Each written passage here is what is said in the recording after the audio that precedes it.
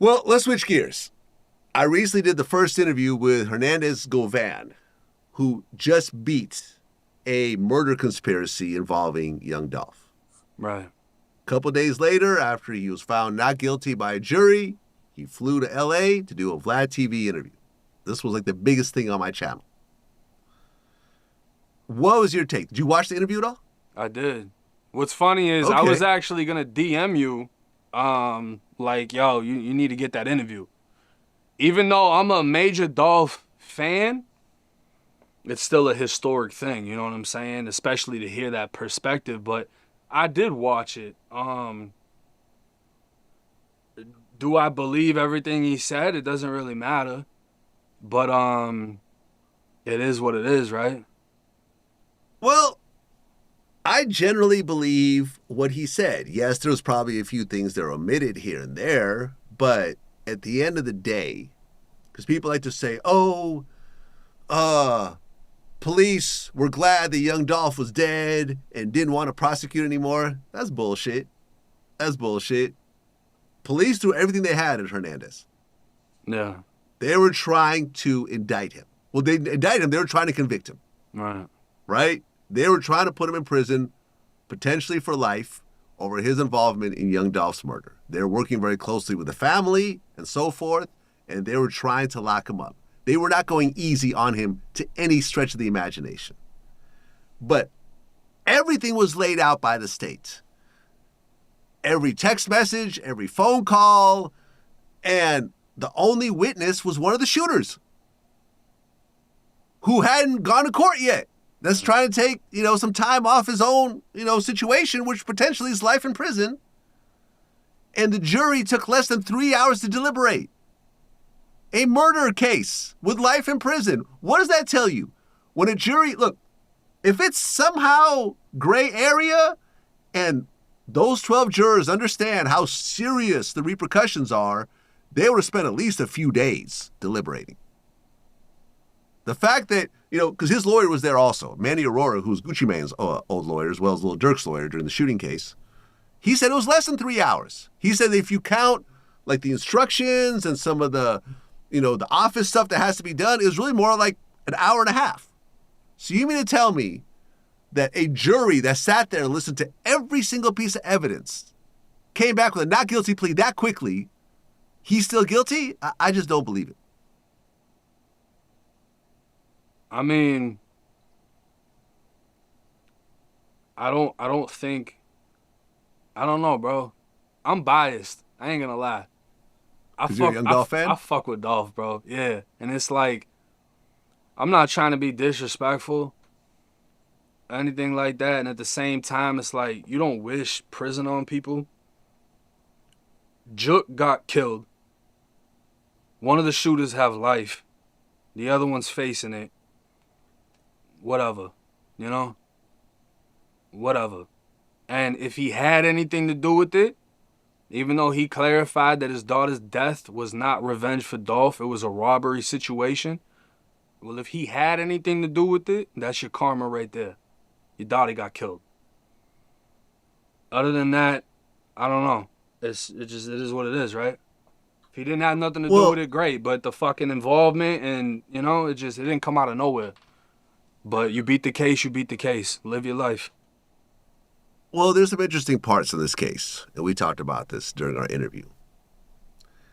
He was indicted for being a middleman between Big Jook, a.k.a. Yo Gotti's brother, and the two shooters. Mm. When he was indicted for a go-between between Jook and the murderers, Jook was still alive. So I asked him on camera, I said, please explain to me why you're indicted for a murder for hire when in the paperwork, the guy who basically hired the murderers is still walking around. Big Jook was never indicted. And his answer was, listen, he's like, I don't know, but my guess is the prosecutors felt that Jook would get his brother's money to protect himself and get, some serious lawyers behind him. Whereas Hernandez was relatively broke and wouldn't be able to defend himself, which is why they went after Hernandez but not Juk. Juk got killed later on.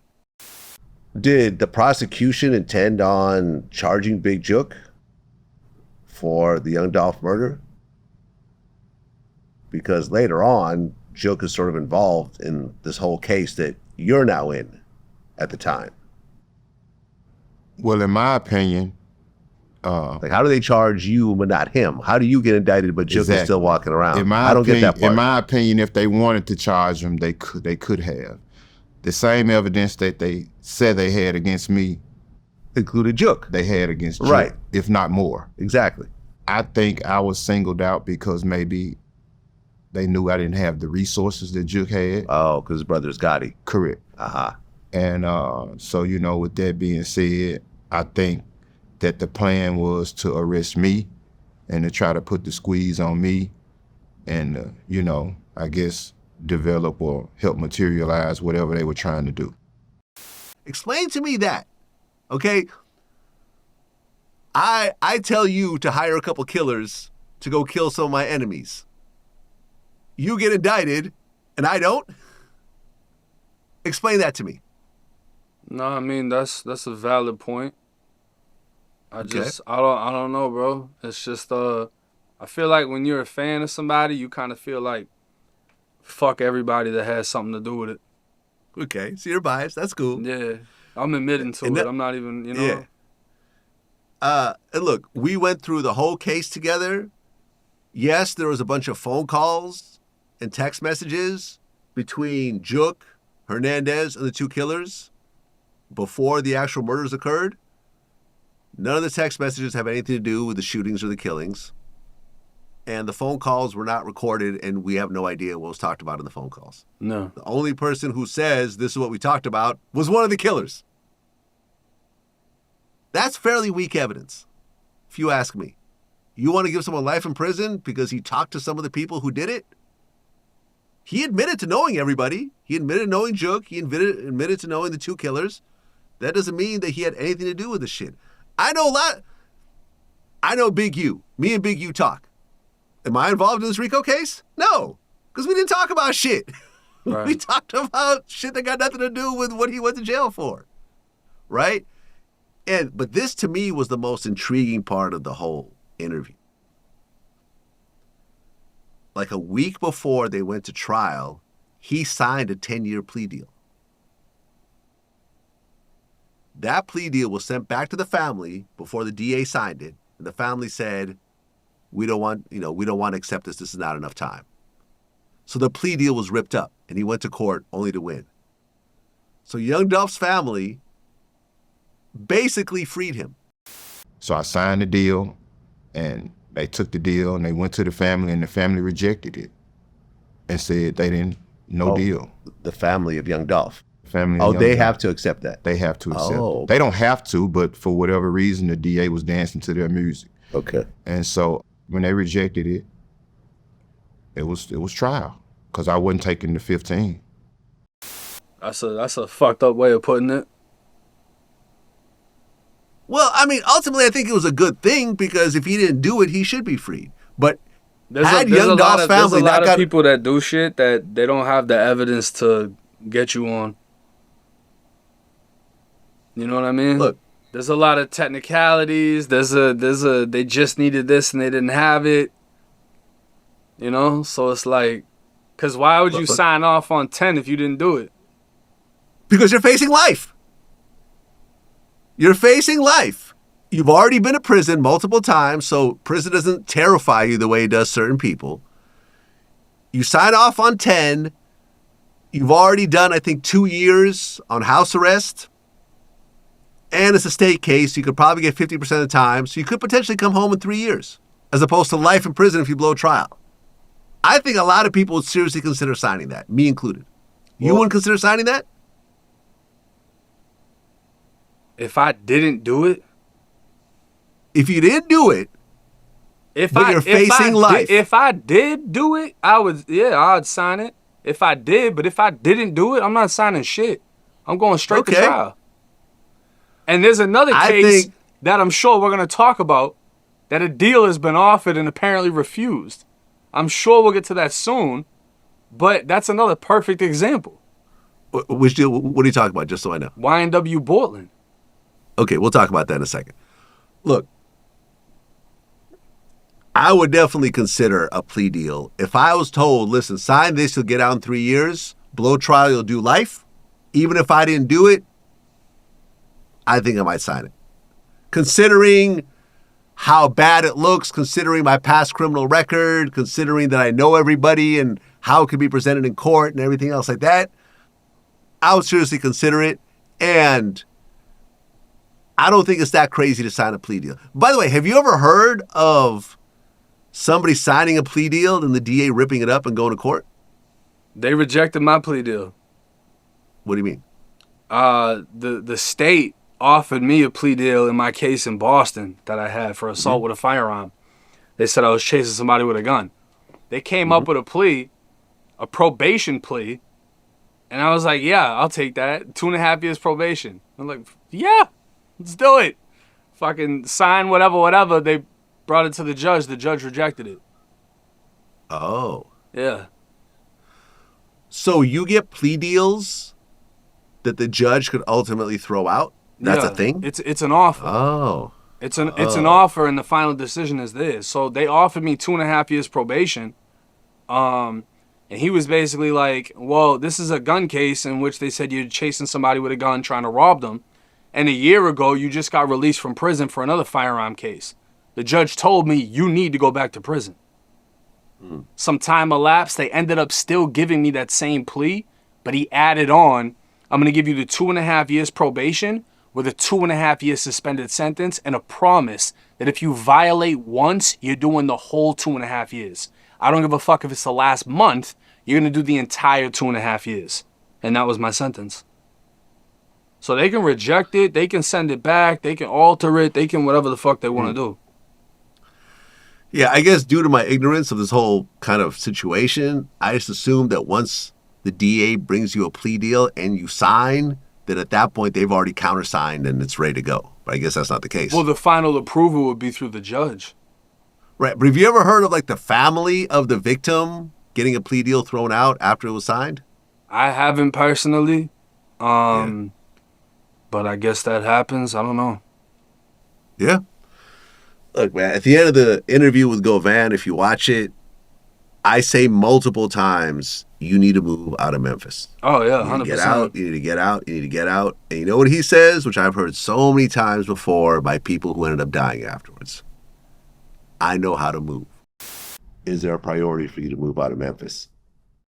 It's something that I want to do. I mean, I was wanting to move out of Memphis prior to this, you know what I'm saying, this situation even, happening. It's still a goal of mine. It's just because, I outgrew Memphis a long time ago.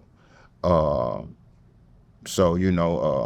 I leaving Memphis tomorrow or next week? No, I'm not. Am I hiding from anybody? No, I'm not. Is it a goal of mine to move me and my kids from Memphis, Tennessee at some point? Of course it is.